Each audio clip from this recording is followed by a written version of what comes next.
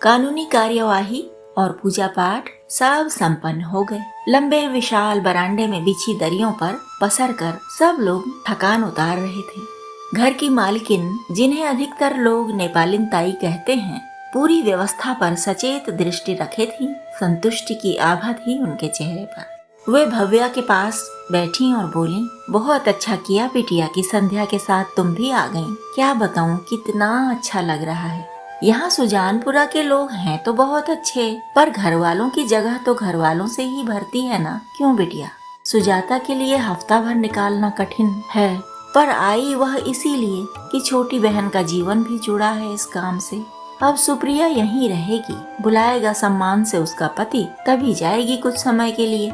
सुजाता का शोरूम बंद रहता है तो कमाई मंदी होती है। ऐसा भला आदमी कोई नहीं उसके पास जिसके भरोसे खुला छोड़ा है दुकान। पर चलो, यहाँ का काम भी तो जरूरी था। सुप्रिया का हाल तो देखो बिटिया, उसके घर वालों ने 2 साड़ियों के अलावा उसे कपड़े रखने नहीं दिए बैग में, इसलिए कि 2 साड़ियाँ ही रहेंगी तो तीसरे दिन लौट आएगी। मायके में 3 दिन भी रहना नहीं है, भले ही 4 साल बाद आई हो। साड़ियाँ 2 रखवाई पर कैसी, मानो किसी शादी में पहननी हो। तभी तो सुजाता साथ लेकर गई है कि कुछ कपड़े ले ले उसके लिए, सुविधा से पहनने लायक कपड़े।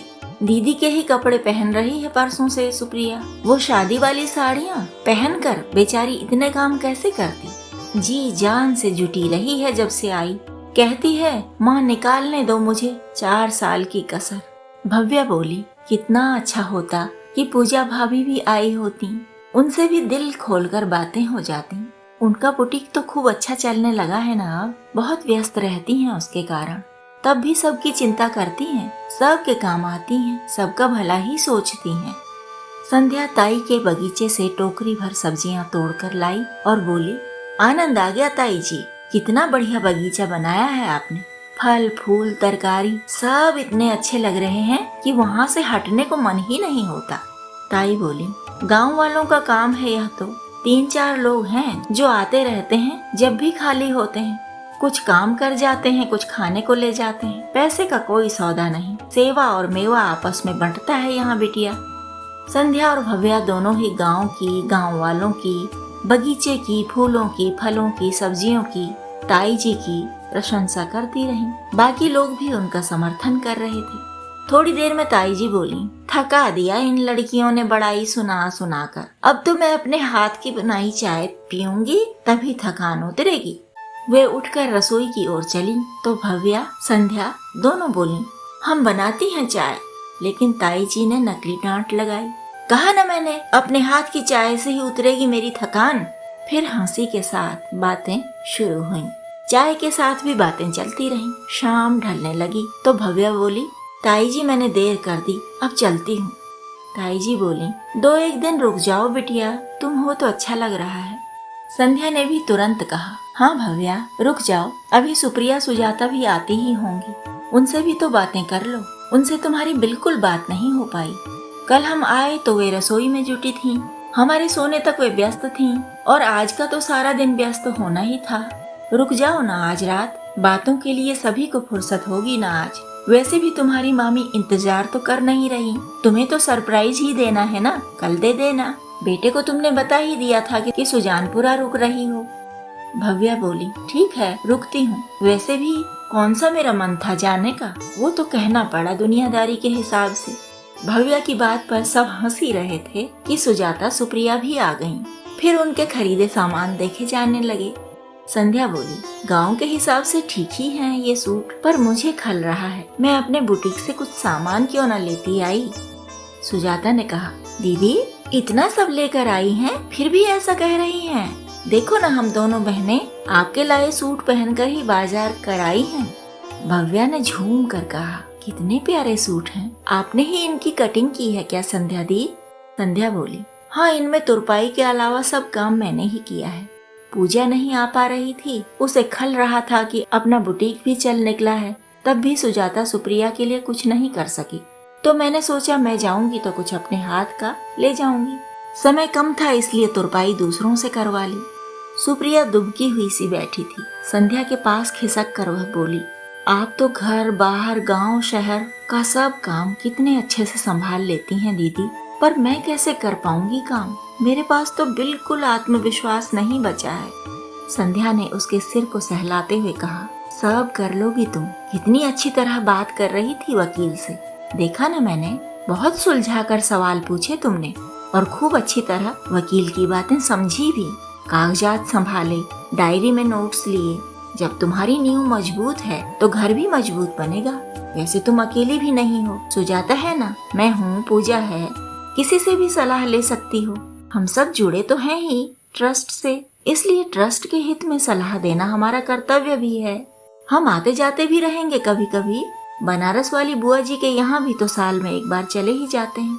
कभी मैं, कभी पूजा, कभी कभी नमन या आरती भी चले जाते हैं। फोन पर सबसे राय लेते ही रहते हैं हम लोग। ऐसे ही हम दोनों बहनों के बुटीक चल रहे हैं। पहले मैं भी घबराती थी कि कैसे संभालूंगी कारोबार। इतने सालों से तो घरेलू औरत बनकर ही जी रही हूँ। पूजा भी डरती थी, पर देख लो दोनों के बुटीक अच्छे चल रहे हैं ना। जब हम अच्छी सोच लेकर चलते हैं तो ईश्वर भी सहायता करता है सुप्रिया। मैंने काम शुरू किया तो अपने गांव खड़गपुर की 22 औरतों को साथ जोड़ा। अब तक 40 औरतें हो चुकी जिनकी आय हो रही है हमारे बुटीक से। माल ज्यादा आता है। मेरे बुटीक के अलावा एक और बुटीक में भी खपता है। मैंने तो अपनी बालकोनी को ही बुटीक बनाकर शुरुआत की थी। काम बढ़ा, आय बढ़ी तो अब बाजार में किराए पर भी दुकान है। राम जी की कृपा से कुछ सालों में अपनी ही दुकान हो जाएगी। पूजा को तो संयोग से मिल भी गई एक दुकान, खरीद ली उसने, पर अभी उसमें काम करवाना बाकी है। इसी चक्कर में वह आ नहीं पाई। कारीगर लग रहे हैं कल से उसकी दुकान पर। जल्दी काम होगा तभी दीपावली के लिए अच्छी तैयारी हो सकेगी। अच्छी तैयारी से ही अच्छी कमाई जुड़ी है। तुम भी जोड़ोगी सुप्रिया, गांव की महिलाओं को जोड़ोगी। तुम्हारा अपना ही गांव है और अच्छा गांव है। फालतू बातों में रुचि लेते नहीं दिखते यहाँ लोग। आपसी सहयोग भी खूब है, तुम्हें भी सहयोग मिलेगा। जनहित के कामों में तो और भी अधिक मिलेगा। सुप्रिया के चेहरे पर कुछ भरोसा दिख रहा था। बहुत ध्यान से सुनती रही थी वह संध्या को। फिर कुछ सोच कर बोली, आपको इतनी शक्ति कहाँ से मिलती है दीदी? आपको भी और पूजा भाभी को भी मैं पूछना चाहती हूँ। संध्या ने उसका गाल थपथपाकर कहा, हमारी शक्ति हमारे संस्कारों से ही है। एक राम पर गहरी आस्था और विश्वास, अपने इष्ट के प्रिय और अप्रिय को ध्यान में रखकर ही जीवन जीते हैं हम लोग। कहते हैं ना राम जी, निर्मल मन जन सो मोहि पावा, मोहि कपट छल छिद्र न भावा। ऐसे ही जिए हम सब। राम रसायन की सीख हमेशा साथ रखी हम भाई बहनों ने। इसीलिए राम जी की छत्र छाया है हम सब पर। सुजाता ने कहा, मैंने सुना कि आपके पापा ने बड़ी तपस्या की, इसीलिए सब यशस्वी हैं आपके यहाँ। संध्या हंसकर बोली, पापा ने गहन अध्ययन किया है, इसे ही चाहो तो तपस्या कह लो। अपने पूरे परिवार की बहुत अच्छी देखभाल की है और बहुत अच्छे संस्कार दिए हैं हमें। यह भी कोई तपस्या से कम नहीं है। उनकी तपस्या के फल से हम अडिग रहते हैं, कहीं लालच में नहीं पड़ते, अपने लक्ष्य पर दृष्टि रहती है। राम जी को छल छिद्र नहीं भाता, इसलिए हमारे मन में भी नहीं आता। राम जी को निर्मल हृदय के लोग प्रिय हैं, इसलिए हम अपने मन में मैल आने ही नहीं देते। सुप्रिया ने नीची नजर कर कहा, दीदी अपने जान में तो मैं भी छल कपट नहीं करती, किसी का बुरा नहीं करती न सोचती। तब मेरा जीवन इतना खराब क्यों रहा? क्यों सड़ती रही मैं ससुराल के जेल खाने में? संध्या ने उसे गले से लगाया और कहा, बहुत कुछ हमारे पूर्व जन्म के कर्मों से भी जीवन में आता रहता है। कुछ संचित काटना होगा सो कट गया। अब बस आगे की सोचो। सहमी सहमी न रहो, संतुलित रहो। खूब सीखने पर ध्यान दो, सहयोग दो और लो। तुम्हारी मजबूती ही भविष्य को सुरक्षित करेगी। आत्मविश्वास बढ़ेगा धीरे धीरे। भव्या को देखो, इसके पास तुम्हारे जैसी प्यारी माँ नहीं, तुम्हारे जैसा सहयोगी गांव नहीं, तुम्हारे जैसे दोनों सशक्त हाथ नहीं। यह भी तो राम नाम का सहारा लेकर ही अपना भविष्य गढ़ने में जुटी है। तुम भी एकजुट करो मन को, बिखरने मत दो। बाकी सब राम जी पर छोड़ दो, वे सब संभाल लेंगे।